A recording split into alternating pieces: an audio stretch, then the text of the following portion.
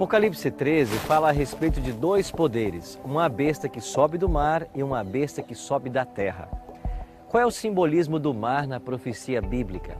Besta ou animal, o que significam?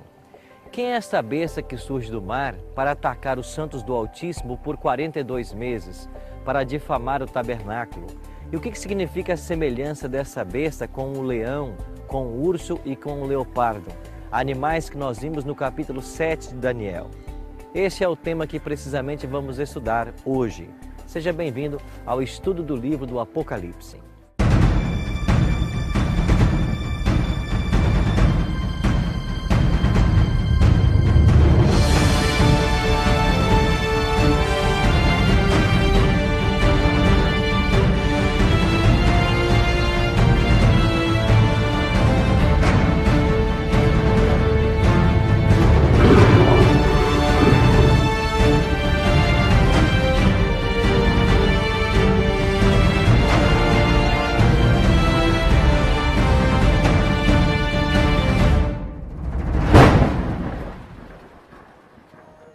Olá amigos, sejam bem-vindos mais uma vez ao estudo do livro do Apocalipse. Hoje chegamos ao capítulo 13, um dos temas mais empolgantes desse livro. Vamos aprender um pouquinho mais a respeito de uma besta que sobe do mar. Eu queria convidar você a tomar a sua Bíblia e a ler alguns versos comigo aqui no capítulo 13. Apocalipse capítulo 13, verso 1 nos diz: Vi emergir do mar uma besta que tinha 10 chifres e 7 cabeças, e sobre os 10 chifres 10 diademas, e sobre as cabeças nomes de blasfêmia. O que significam esses 10 chifres e essas 7 cabeças desse poder? Esses 10 chifres podem ser identificados como as 10 tribos bárbaras que se levantaram dos anos 352 até 476, provocando assim a queda de Roma Ocidental. E Rômulo Augusto foi o último imperador que morre justamente nesse ano. E o que significam essas 7 cabeças? Em Apocalipse capítulo 17, nós temos um capítulo que nos ajuda a interpretar o capítulo 13. E o capítulo 17 nos diz claramente assim, a partir do verso 9. Aqui está o sentido. Quem tem sabedoria, as 7 cabeças são 7 montes nos quais a mulher está assentada. São também 7 reis, dos quais 5 caíram. Um existe e o outro ainda não chegou. E quando chegar, tem de durar pouco. Ou seja, essas 7 cabeças se referem a 7 montes.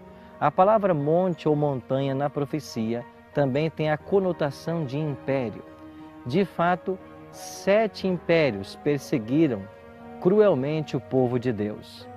Se nós contarmos a partir do Egito, que foi responsável por escravizar o povo de Deus por 4 séculos, nós temos no Egito esta primeira cabeça. Depois nós temos o Império Assírio, que foi responsável por destruir as 10 tribos do norte que estavam em Samaria, no cativeiro assírio de 722 a.C. Depois nós temos Babilônia, que escravizou o povo de Deus por 70 anos, e entre estes estava Daniel e seus 3 companheiros. Depois nós temos a Medo-Pérsia, a Grécia e Roma. Roma imperial era a que existia nos dias de João. E João está dizendo exatamente isso, dos quais 5 caíram. Egito, Assíria, Babilônia, Medo-Pérsia e Grécia. Um existe agora, o Império Romano. E você se lembra que nós já dissemos aqui que João foi parar na ilha de Patmos por ordem de um imperador romano, Domiciano. E ele diz também que um ainda não chegou. Quem é que não havia chegado no primeiro século? Justamente Roma papal, que só foi se estabelecer no 6º século, quando começaria o seu domínio de 1260 anos. Então, este poder aqui de Apocalipse 13 pode ser identificado como Roma, em suas 2 fases. Primeiro, Roma pagã ou imperial e depois Roma papal. Eu chamo a sua atenção no capítulo 13, também para um outro versículo, agora o 2. Diz que esta besta que emerge do mar era semelhante a leopardo, com pés de urso, boca de leão, e deu-lhe o dragão o seu poder, o seu trono e grande autoridade. Se nós formos para o livro de Daniel, no capítulo 7, nós temos o leão como símbolo da Babilônia, o urso como símbolo da Medopérsia e o leopardo como símbolo da Grécia. O que Roma copiou desses três impérios que veio antes dela? De Babilônia, copiou seu orgulho e sua altivez. Dos Medo-Persas, copiou a adoração no dia de domingo, primeiro dia da semana. E dos gregos, copiou o seu panteão de deuses, sendo que hoje, vários santos, para cada dia do ano quase que temos um santo. Isto é uma cópia do que havia no Império Grego. Mas o livro do Apocalipse continua com outras revelações surpreendentes. O verso 3 diz: Então vi uma de suas cabeças como golpeada de morte, mas essa ferida mortal foi curada e toda a terra se maravilhou seguindo a besta. Esta ferida de morte pode ser identificada com a prisão do Papa Pio VI, por ordem de Napoleão Bonaparte nos anos de 1798. Terminava assim os 1260 anos de supremacia papal. Como o próprio livro do Apocalipse vai nos dizer no verso 5, foi-lhe dada uma boca que proferia arrogâncias e blasfêmias e autoridade para agir 42 meses. 42 meses na profecia significam também 1260 anos, o mesmo período de um tempo, 2 tempos e metade de um tempo de Daniel, capítulo 7.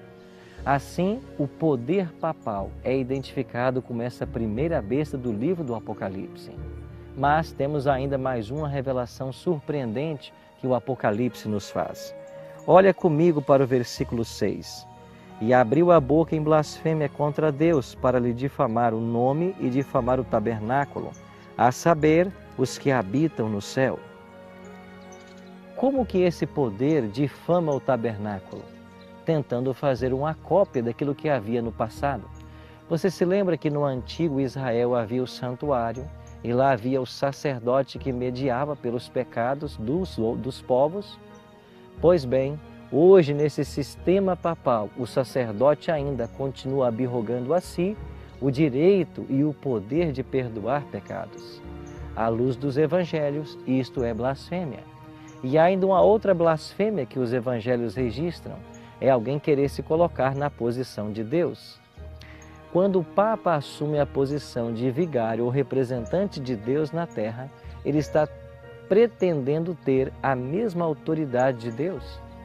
E isso nos evangelhos, claro que é uma blasfêmia.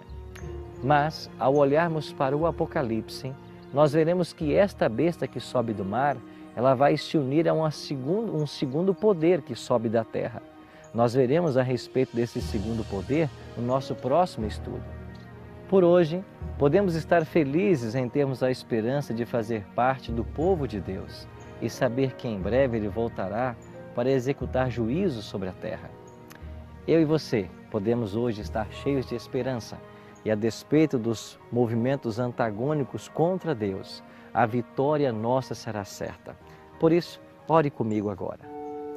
Bondoso Deus e Pai, muito obrigado pela promessa da Tua palavra de que, a despeito das provas e circunstâncias adversas, o Teu povo sempre sairá vitorioso.